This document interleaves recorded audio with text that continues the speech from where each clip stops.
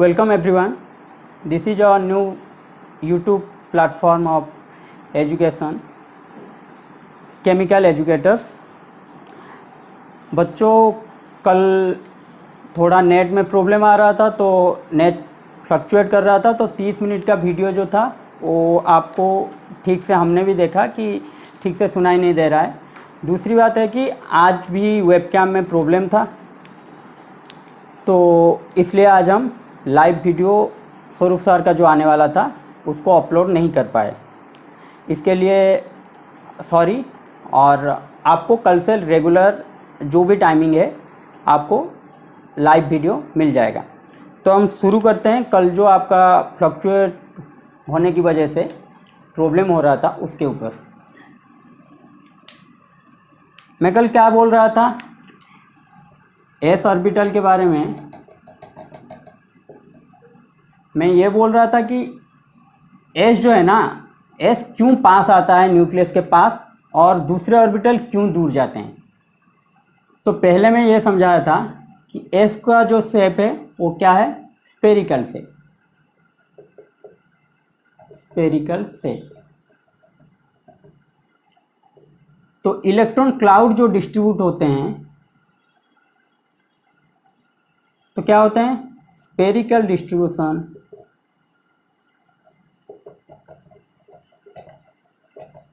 Of electron cloud. Spherical distribution of electron cloud ये होने से होता क्या है कि सिमेट्रिकल डिस्ट्रीब्यूट हो जाएगा। Symmetrical distribution of electron cloud, क्योंकि इलेक्ट्रॉन तो एक शेप में नहीं घूमता, तो इलेक्ट्रॉन क्या होता है कि क्लाउड बनकर ही रहता है न्यूक्लियस के आसपास। तो ये जो पॉइंट है ना, ये सबसे इम्पोर्टेंट है। इसलिए है कि जहाँ पे भी आपका symmetrical distribution of electron cloud मिलेगा ना, वो सबसे न्यूक्लियस के पास आएगा। तो nucleus will attract s orbital nearer to itself. तो क्या होगा, न्यूक्लियस इसको अपने पास खींचेगा। ठीक है, इतना लिख लीजिए पहले।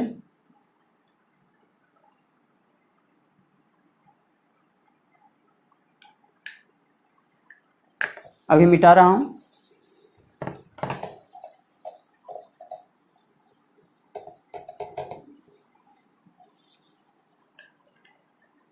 न्यूक्लियस अपने पास खींचने से होगा क्या, ये देखिए, ये है न्यूक्लियस।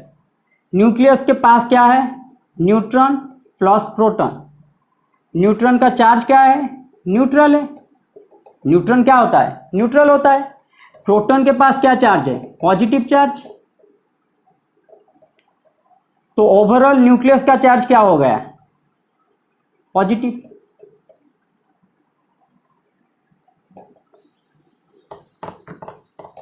तो क्या मैंने बोला, न्यूक्लियस है, ये सेंटर है, किसी भी एटम का एक सेंटर है। तो न्यूक्लियस क्या होता है, neutron plus proton. Nucleus consist neutron plus proton. तो इसके आसपास जो घूमते रहते हैं वो क्या होते हैं, इलेक्ट्रॉन या इलेक्ट्रॉन का क्लाउड। तो मान के चलो कि 2s 2p सपोज, तो इनका इलेक्ट्रॉन को न्यूक्लियस अट्रैक्ट कर रहा है। दोनों को सेम अट्रैक्शन न्यूक्लियस दिखाएगा। क्या दिखाएगा, दोनों को सेम अट्रैक्शन न्यूक्लियस दिखाएगा। तो दोनों का जो रिवॉल्व होना चाहिए न्यूक्लियस के आसपास, न्यूक्लियस के चारों तरफ, तो सेम ही होना चाहिए था। मतलब 2s 2p, इन सभी का इलेक्ट्रॉन एक ही तरह घूमना चाहिए था न्यूक्लियस के पास चारों तरफ। लेकिन होता क्या है, ये घूमना चाहिए था, लेकिन होता क्या है, ये है 2s का, 2s ऑर्बिटल का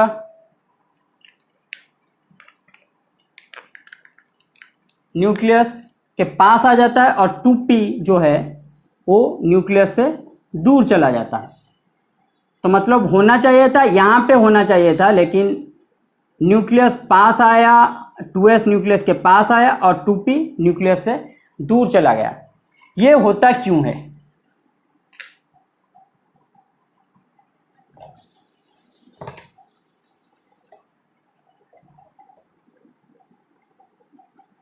ये है न्यूक्लियस, ये है s का इलेक्ट्रॉन, ये है p का इलेक्ट्रॉन। तो न्यूक्लियस का क्या रहता है इलेक्ट्रॉन के ऊपर? अट्रैक्शन। और p के ऊपर भी अट्रैक्शन रहता है। और इन दोनों इलेक्ट्रॉन के बीच, s और p के इलेक्ट्रॉन के बीच क्या रहता है? रिपल्सन रहता है। तो न्यूक्लियस इलेक्ट्रॉन को अट्रैक्ट करेगा और इलेक्ट्रॉन इलेक्ट्रॉन को रिपेल करेंगे। तो होगा क्या? मैं पहले आपको बता चुका हूं कि s का symmetrical distribution of electron cloud होने की वजह से वो क्या होगा? न्यूक्लियस के पास चला आएगा। क्या हुआ? s चला आया न्यूक्लियस के पास, यह आपका 1s। तो s जब चला आएगा न्यूक्लियस के पास तो क्या कर जाएगा? पेनिट्रेट कर जाएगा, मतलब घुस जाएगा। न्यूक्लियस के पास आने के लिए वो क्या करेगा? वो जो एक स्पेसिफिक ओरिएंटेशन में घूम रहा था न्यूक्लियस के चारों तरफ, वो क्या होगा? पास चला जाएगा। जब s पास चला जाएगा स्पेस में तो आपको सेम ही स्पेस मिलेगा। तो ये क्या होगा? ये न्यूक्लियस के चारों तरफ एक इलेक्ट्रॉन क्लाउड बना देगा। क्या बना देगा? एक इलेक्ट्रॉन क्लाउड बना देगा। भाला के टाइप आपको कवर करके रखेगा। मतलब न्यूक्लियस को s क्या करेगा? एक इलेक्ट्रॉन क्लाउड बना देगा और न्यूक्लियस को कवर कर देगा। तो न्यूक्लियस को जब कवर कर देगा, न्यूक्लियस का फोर्स ऑफ अट्रैक्शन क्या होगा? p के ऊपर घट जाएगा। अगर ये कवर करके रख रहा है, 2s न्यूक्लियस को कवर कर देगा, पेनिट्रेट हो गया, पहले न्यूक्लियस के पास आ गया, उसके बाद क्या होगा? ये न्यूक्लियस को सील्ड कर देगा। सील्ड का मतलब है भाला, जो मैं बोल रहा था कल। तानाजी अगर आप देखे होंगे या फिर कोई भी हिस्टोरिकल मूवी जब देखे होंगे, तो जो सैनिक होते हैं ना, सोल्जर्स जो होते हैं, वो क्या करते हैं? अपने राजा को, किंग को, उनको बचाते हैं। वो क्या भाला के टाइप काम करते हैं। तो क्या होगा? न्यूक्लियस को कवर कर देगा 2s, सॉरी s का, जो भी हो, 1s हो, 2s हो, 3s हो, जो भी हो, न्यूक्लियस को कवर कर देगा s ऑर्बिटल। जब न्यूक्लियस को कवर कर देगा s ऑर्बिटल तो क्या होगा? न्यूक्लियस का अट्रैक्शन p के ऊपर घट जाएगा। तो p क्या होगा? यहां होना चाहिए था, लेकिन चला जाएगा कहां? यहां पे।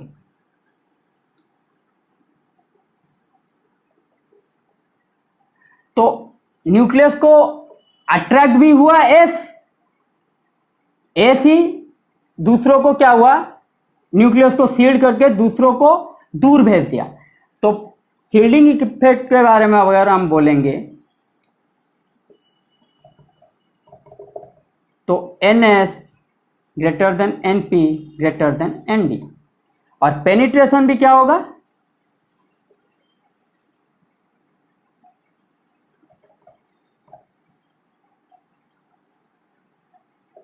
ns greater than np greater than nd। Shielding भी होगा ns greater than np greater than nd।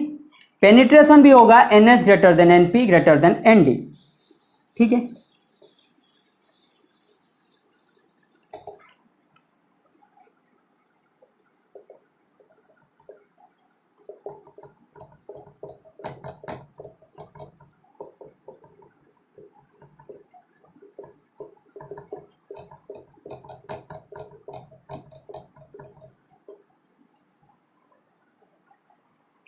और एक बात, कल हम बात कर रहे थे, ये लिख लीजिए।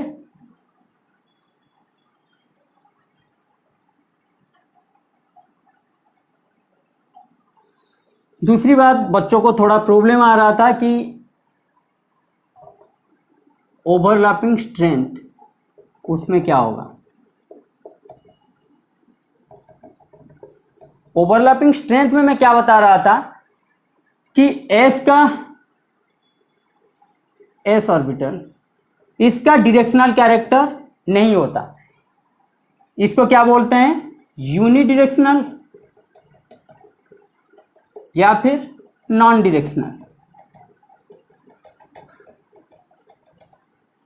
चारों तरफ इसका इलेक्ट्रॉन क्लाउड रहता है, तो इसका कोई भी एक साइड में ओवरलैपिंग स्ट्रेंथ ज़्यादा नहीं रहता, या फिर नॉन डायरेक्शनल मतलब चारों तरफ इसका सेम ही स्ट्रेंथ रहता है, तो किसी को ओवरलैपिंग करने में इसको ज़्यादा फायदा नहीं होता, क्योंकि इसका हर साइड में इलेक्ट्रॉन क्लाउड सेम ही रहता है।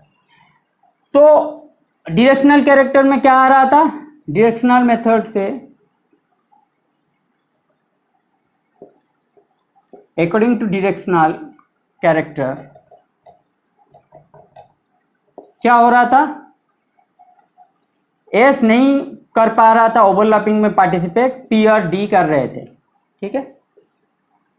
और डिफ्यूजन मेथड से क्या हो रहा था,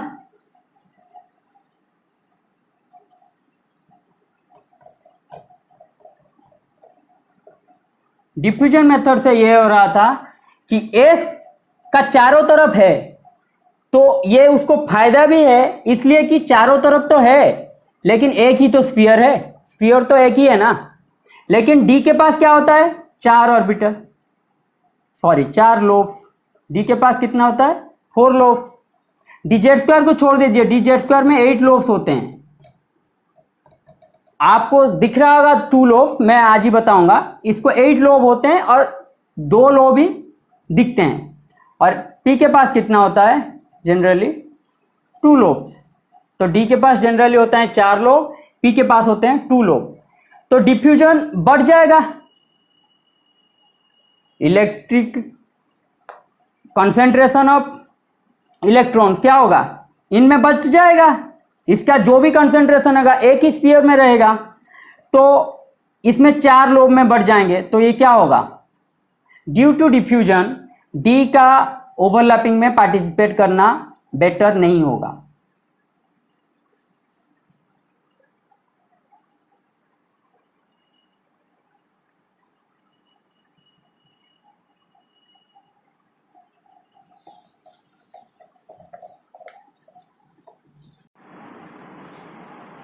क्या बोल रहे थे कि due to diffusion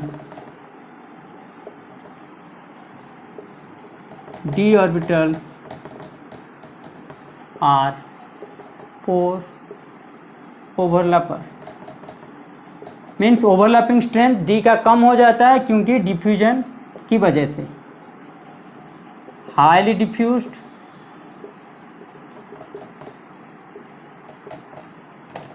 concentration decreases. जबकि एस के पास क्या होता है, स्फीयर ही है, तो एस का जो भी होता है कंसंट्रेशन कम या ज़्यादा नहीं होगा। लेकिन डी के पास क्या होता है, लोब 4 होते हैं। डी के पास क्या होता है, 4 लोब्स होते हैं। तो 4 लोब होंगे तो क्या होगा, इनका कंसंट्रेशन हर लोब पे बढ़ जाएगा, इलेक्ट्रिकल क्लाउड, तो ओवरलैपिंग स्ट्रेंथ क्या होगा, कम हो जाएगा।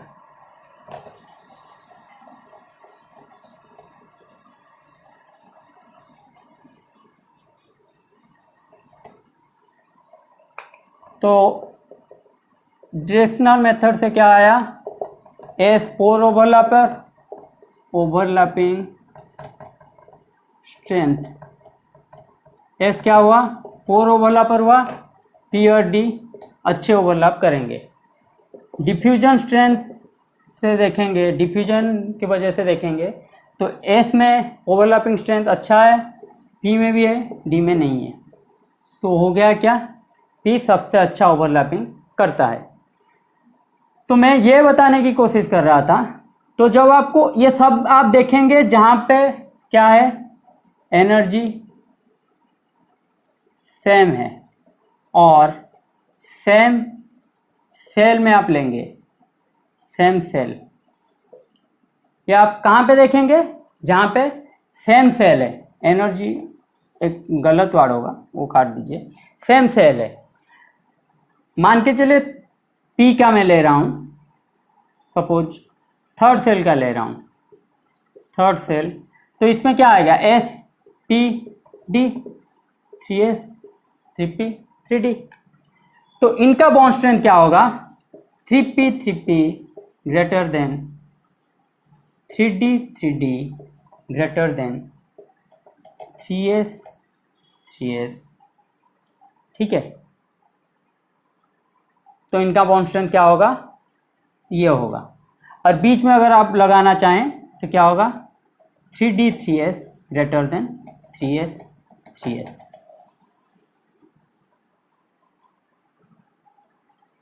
लेकिन जब आप दो सेल का कंपेयर करेंगे, suppose first cell and second cell, first cell second cell का कंपेयर करेंगे, तब क्या आएगा, 1s ग्रेटर देन 2p।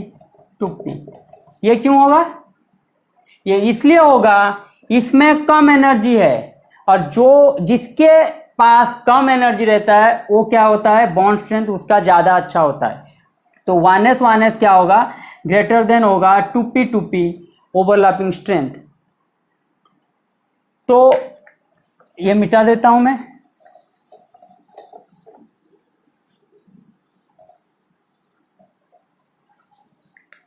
तो आप बताइए 1s 2s 1s 2p, इनमें किसका अच्छा ओवरलैपिंग स्ट्रेंथ रहेगा, ऑर्डर बताइए डिक्रीजिंग ऑर्डर में।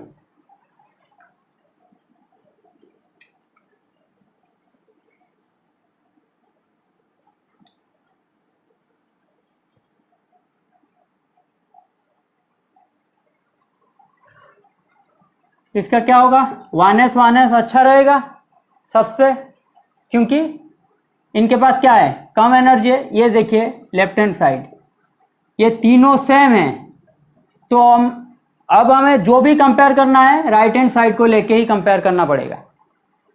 तो इनके पास तो कम एनर्जी है, सेकेंड सेल में जाएंगे तो एनर्जी बढ़ जाएगा, तो हमें सबसे अच्छा ओवरलैपिंग स्ट्रेंथ कहाँ पे मिलेगा, एस में। इन तीनों की बात करें तो क्या होगा, 1s का सबसे अच्छा ओवरलैपिंग स्ट्रेंथ होगा।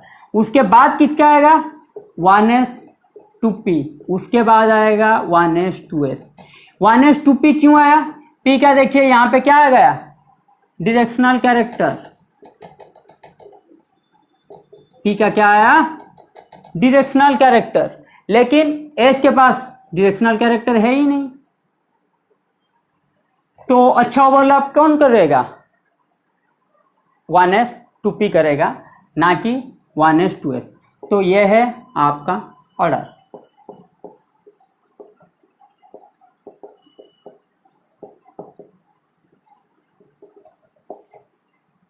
इसी तरह आप हर कोई किसी ऑर्बिटल को लेके आप कर सकते हैं, ठीक है।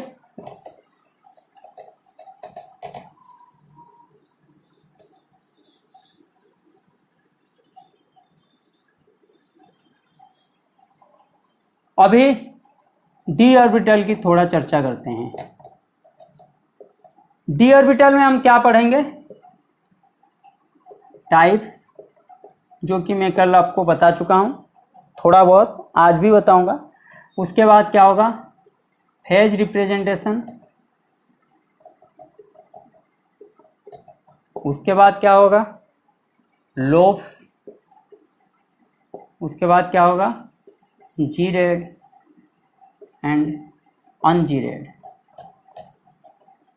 उसके बाद क्या होगा, sigma pi delta bond formation.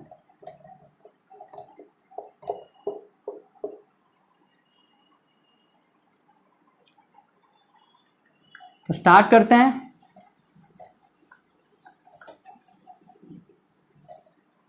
Types में क्या होगा,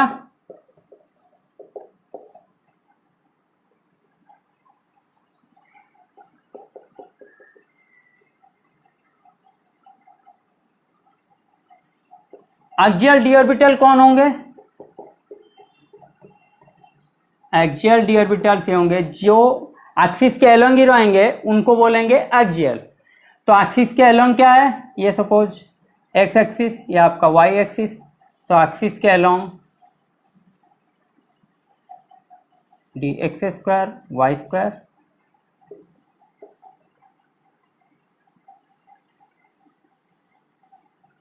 D y square z square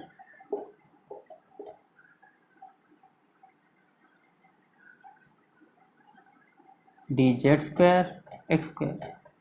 ठीक है, d x square y square d y square z square d z square x square. कल मैं आपको बोला था इन दोनों का मिक्सिंग है डी जेड स्क्वायर। क्या है? इन दोनों का मिक्सिंग है डी जेड स्क्वायर। कैसे होता है वो बताता हूँ। ये है आपका axial D orbital.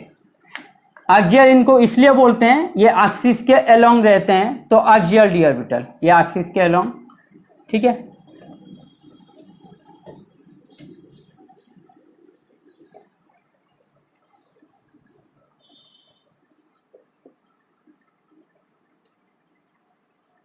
Non axial D orbital की बात करें तो क्या आएगा? जो इन बिटवीन एक्सिस रहते हैं, ये है आपका एक्स, ये वाई एक्सिस, तो क्या होगा? इन बिटवीन एक्सिस जो रहेंगे ये होंगे d x y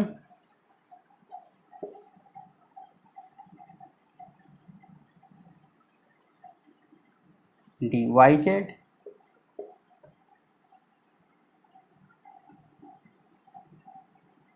D z x. ठीक है, इन बिटवीन एक्सिस जो रहेंगे ये होंगे नॉन एक्सियल डी ऑर्बिटल।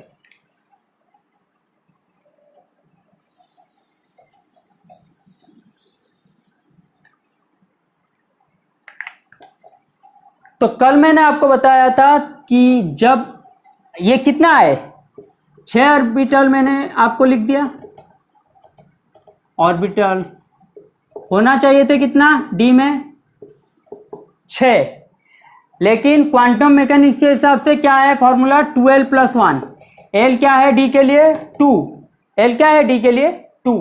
तो क्या होगा? 2 × 2 + 1, 5 ऑर्बिटल रहेंगे। जब हमने देखा तो पाया कि डी जेड स्क्वायर जो है ना, वो है d y square z square और d z square x square का मिक्सिंग। तो ये क्या हुआ? D z square. तो डी जेड स्क्वायर हुआ तो इसका क्या होगा? देखिए 4 लोब, इसका 4 लोब, तो 8 लोब को मिला के तो क्या होगा? इसका लोब क्या होगा? ठीक हो जाएगा। और यहाँ पे क्या होगा? इलेक्ट्रॉन क्लाउड जो इसका रहेगा वो यहाँ पे आ जाएगा। इलेक्ट्रॉन क्लाउड जो होगा क्या होगा? वो यहाँ पे आ जाएगा।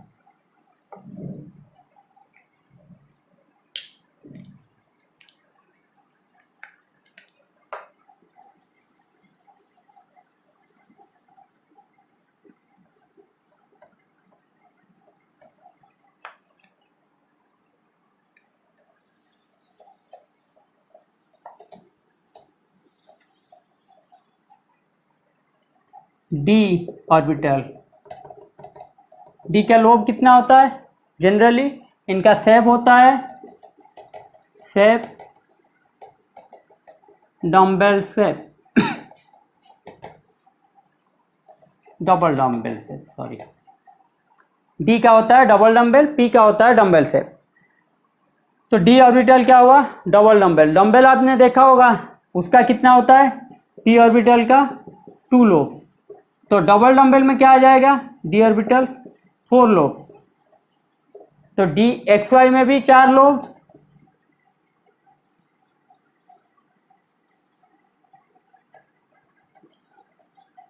ये रहा एक लोब, ये रहा एक लोब, ये रहा एक लोब, ये रहा एक लोब। तो कितना है? 4 lobe. D x square y square का भी होगा, एक्सिस के अलोंग है, फिर भी इनका कितना आएगा, वही 4 लोग, 1 लोग, 2 लोग, 3 लोग, 4 लोग। लेकिन डी जेड स्क्वायर का क्या आएगा,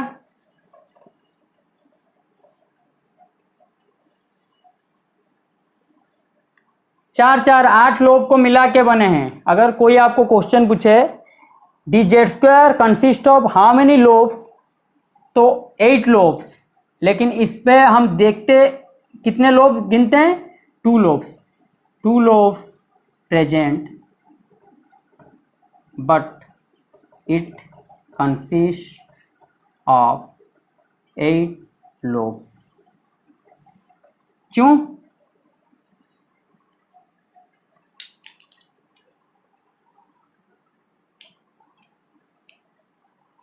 मिटा देता हूं, क्यों, डी जेड स्क्वायर जो होता है वो मैं क्या बोला, d y square z square plus d z square x square को मिक्सिंग करके बनाते हैं। तो ये है इसका 4 लोग और ये है 4 लोग, तो कुल मिला के कितने हुए, 8 लोग। तो 8 लोब को 2 में दिखाएंगे तो इसका क्या होगा, लोब हो जाएगा थिकर, लोब थिकर, और ये क्या होगा,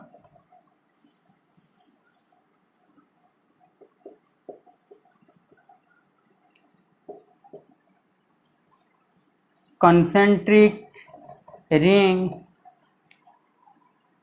around nucleus। And third point क्या आएगा इसका,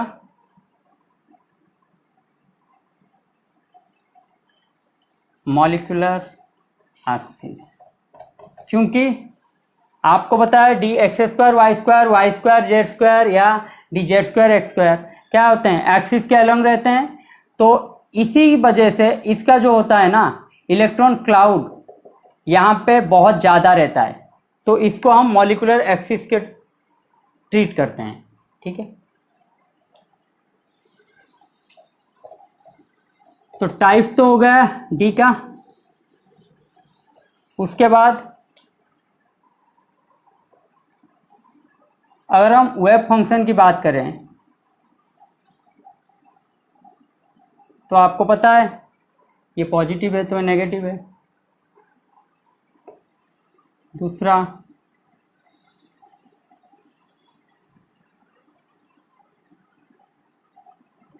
नेगेटिव है, ये पॉजिटिव है। तो कंस्ट्रक्टिव इंटरफेरेंस में क्या होता है, पॉजिटिव विथ पॉजिटिव, तो ही आपका क्या होगा, कंस्ट्रक्टिव इंटरफेरेंस होगा और ओवरलैपिंग होगा। अगर पॉजिटिव के साथ नेगेटिव ले लेंगे तो ये क्या हो जाएगा, destructive interference.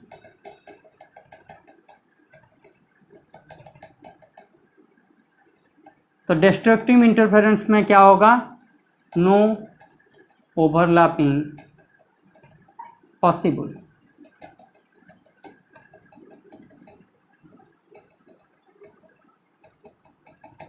Overlapping possible in constructive interference. क्या होगा, कंस्ट्रक्टिव इंटरफेरेंस में ओवरलैपिंग पॉसिबल होता है, डिस्ट्रक्टिव इंटरफेरेंस में ओवरलैपिंग नहीं हो पाता। ठीक है, तो कहाँ पे क्या होता है,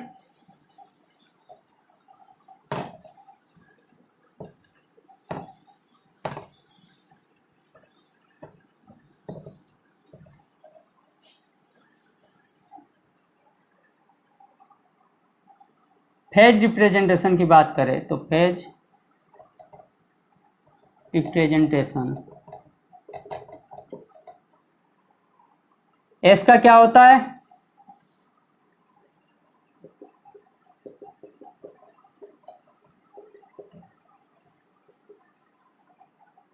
या तो ये पॉजिटिव फेज में रहेंगे या फिर नेगेटिव फेज में।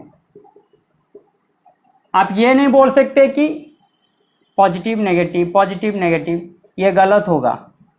तो या तो पॉजिटिव में रहेंगे या फिर नेगेटिव में रहेंगे। हाँ, एक बात, कंस्ट्रक्टिव इंटरफेरेंस आप ये भी कर सकते हैं माइनस माइनस को लेके, ये भी आपका आएगा कंस्ट्रक्टिव इंटरफेरेंस। लेकिन प्लस माइनस को लेके आप कभी नहीं कर सकते कंस्ट्रक्टिव इंटरफेरेंस। तो पॉजिटिव पॉजिटिव ये गलत फेज रिप्रेजेंटेशन है, एस का यही होगा फेज रिप्रेजेंटेशन, आइदर पॉजिटिव और नेगेटिव पूरा। ये क्या हुआ, एस का हुआ फेज रिप्रेजेंटेशन। ये अपने डायग्राम कर लीजिए अपने नोट पे।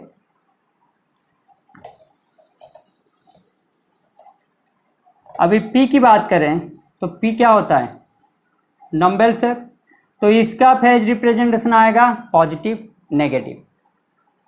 इसका फेज रिप्रेजेंटेशन क्या आएगा, पॉजिटिव नेगेटिव। डी की बात करें तो इसका फेज रिप्रेजेंटेशन क्या आएगा,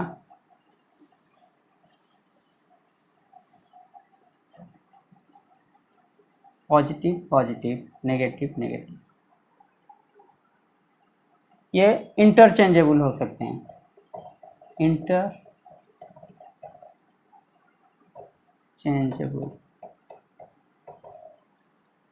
मीन्स ये नेगेटिव हो सकता है तो ये नेगेटिव होगा, तो फिर ये इंटरचेंजेबल हो जाएंगे। तो अपोजिट साइड में प्लस प्लस या माइनस माइनस, अपोजिट साइड में प्लस प्लस या माइनस माइनस, ये होगा डी का। एस का क्या बोला,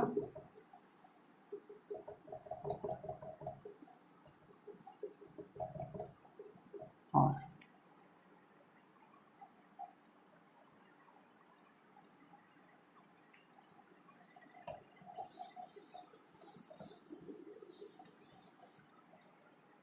तो फेज रिप्रेजेंटेशन से आपको पता चलेगा कि जी रेड क्या होता है, ऑन जी रेड क्या होता है।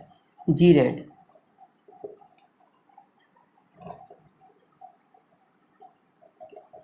which shows center of symmetry। Ungerade क्या होता है,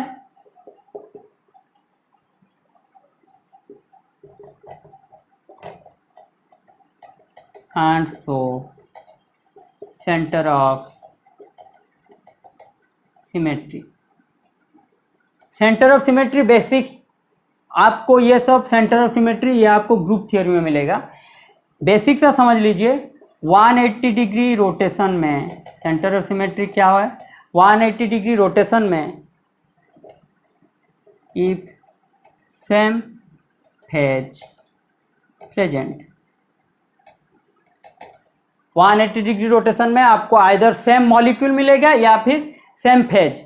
मैं आपको फेज के बारे में अभी बता रहा हूं, तो क्या होगा अब हम देखते हैं। एस है, एस का न्यूक्लियस, मैं क्या बोला आपको, फेज का एस का रिप्रेजेंटेशन क्या है, प्लस या फिर माइनस। तो अगर आपका ये न्यूक्लियस है और आप 180 डिग्री रोटेशन में जाते हैं, तो यहाँ पे अगर नेगेटिव आपको मिल रहा है तो इस साइड में भी नेगेटिव मिलेगा, हाँ या ना। यहाँ पे अगर आपको पॉजिटिव मिल रहा है तो इस साइड में भी आपको पॉजिटिव मिलेगा। दो साइड में आपको जो भी जाएंगे 180 डिग्री रोटेशन में, इस साइड में भी इस साइड में भी सेम ही फेज मिलेगा। तो एस क्या होगा, जी रेड, एस क्या होगा, जी रेड। पी में ये एस का आपने लिख लिया,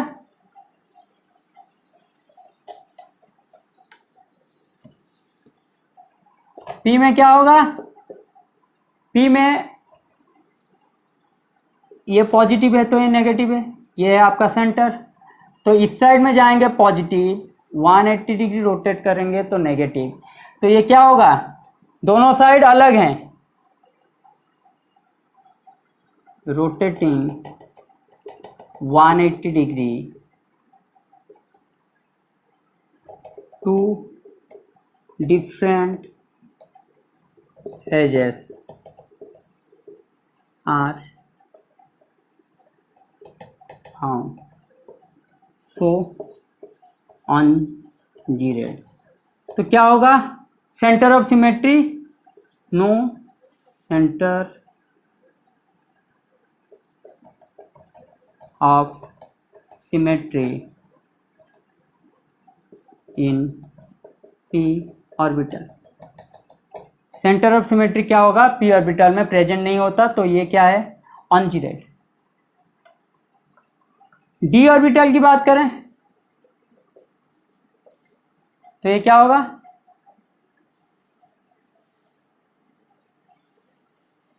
मैं क्या बोला था, फेज रिप्रेजेंटेशन कैसे होता है। तो यहाँ पे ये आपका रहा 180 डिग्री, या फिर ये आपका रहा 180 डिग्री। तो देखिए सेम फेज ही रहता है, तो डी ऑर्बिटल होगा क्या, जी रेड। डी ऑर्बिटल क्या होगा, जी रेड होगा।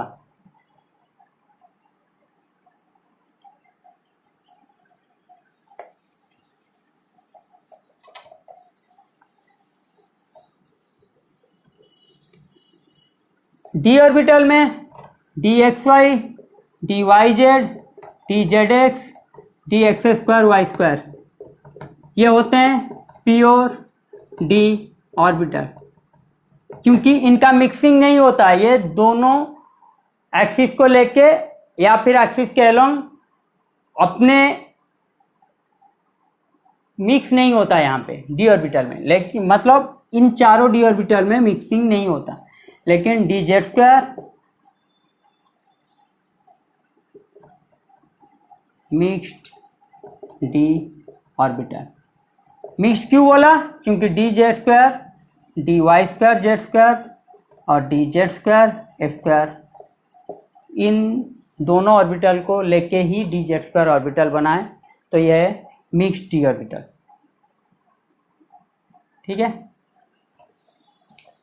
अभी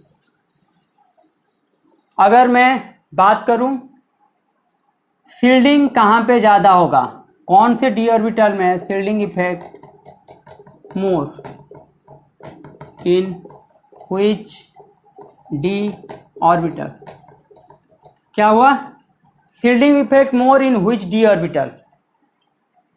तो शील्डिंग इफेक्ट क्या होगा, आप ये देखिए,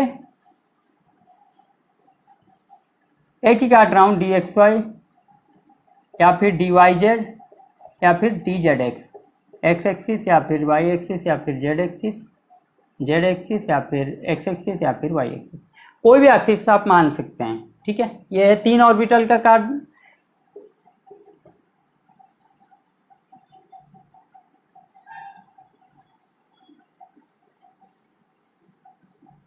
D x square y square, और ये है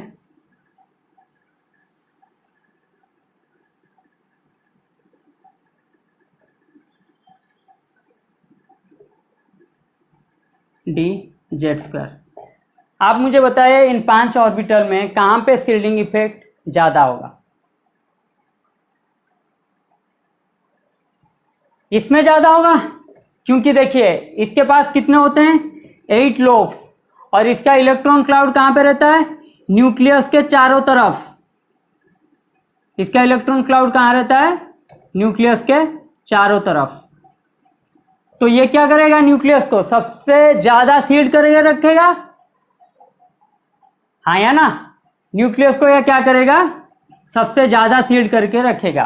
तो डी जेड स्क्वायर में सबसे shielding effect more in which d orbital, answer होगा डी जेड स्क्वायर।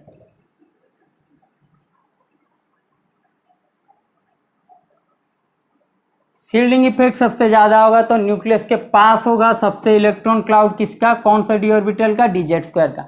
ये आप सब कंसेप्ट आपका जो डीबी में पढ़ा है ना, ये सब आपका कंसेप्ट काम कहाँ आएगा, जेटीडी में। जॉन टेलर डिस्टर्शन जब हम पढ़ाएंगे वहाँ पे ये सब आपको काम का चीज़ मिलेगा।